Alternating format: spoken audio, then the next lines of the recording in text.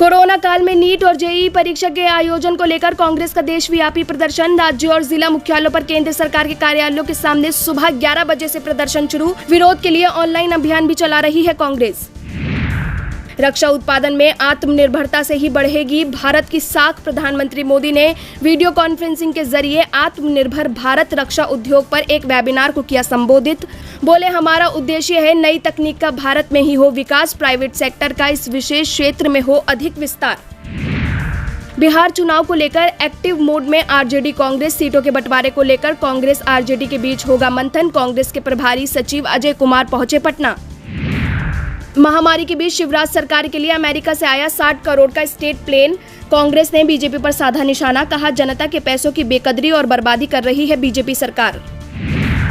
मध्य प्रदेश के पूर्व सीएम कमलनाथ का शिवराज सरकार पर आरोप। बोले, राज्य में चल रही है यूरिया की कालाबाजारी। भाजपा सरकार का किसान विरोधी चेहरा रोज आ रहा है सामने।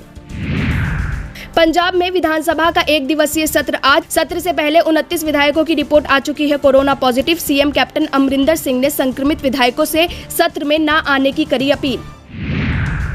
यूजीसी के अंतिम वर्ष की परीक्षा रद्द करने की याचिकाओं पर आज सुप्रीम कोर्ट सुनाएगा फैसला। देश भर में अंतिम वर्ष की परीक्षाओं के आयोजन को लेकर कोर्ट ने 18 अगस्त को की थी सुनवाई। मामले की सुनवाई कर रही खंडपीठ ने फैसला सुरक्षित रखते हुए सभी पक्षों से 3 दिन के अंदर लिखित रूप से अंतिम दलील दाखिल करने के दिए थे निर्देश।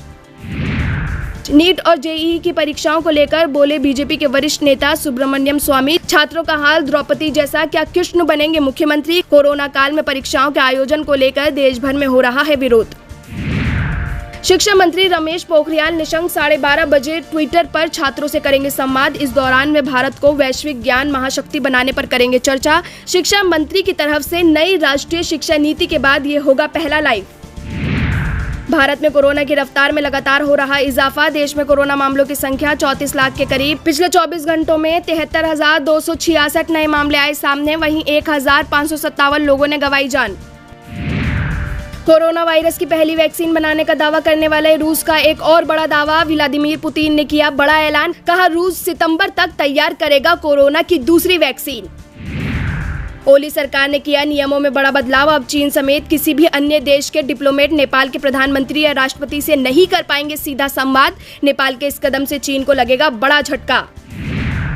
तुर्की के साथ विवाद के बीच संयुक्त अरब अमीरात यानी यूएई ने ग्रीस भेजे अपने 4 F-16 जंगी विमान। यहां दोनों देशों की वायुसेनाएं करेंगी संयुक्त युद्धाभ्यास। ग्रीस और तुर्की के बीच ईंधन को लेकर तनाव की स्थिति के बीच तुर्की ने भेजे विमान। दुनिया में फैली कोरोना महामारी के कारण बच्चों की पढ़ाई पर पड़ा बुरा असर। कोविड-19 के कारण दुनिया में 1.5 अरब स्टूडेंट्स की शिक्षा हुई प्रभावित। भारत में 15 लाख स्कूलों पर लगा है ताला।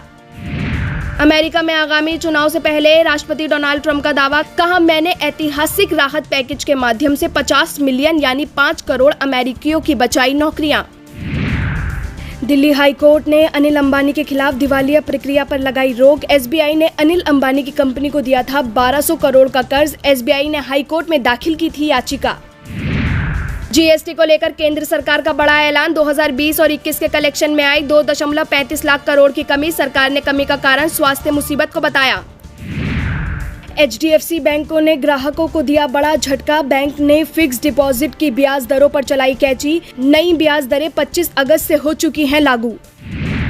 लगातार दूसरे दिन चढ़े पेट्रोल के दाम। दिल्ली में पेट्रोल की कीमत 11 पैसे बढ़कर 81.94 रुपए प्रति लीटर पहुंची। तो वहीं डीजल की कीमतों में नहीं हुई कोई बढ़ोतरी। डीजल आज भी 73.56 रुपए प्रति लीटर के हिसाब से बिक रहा।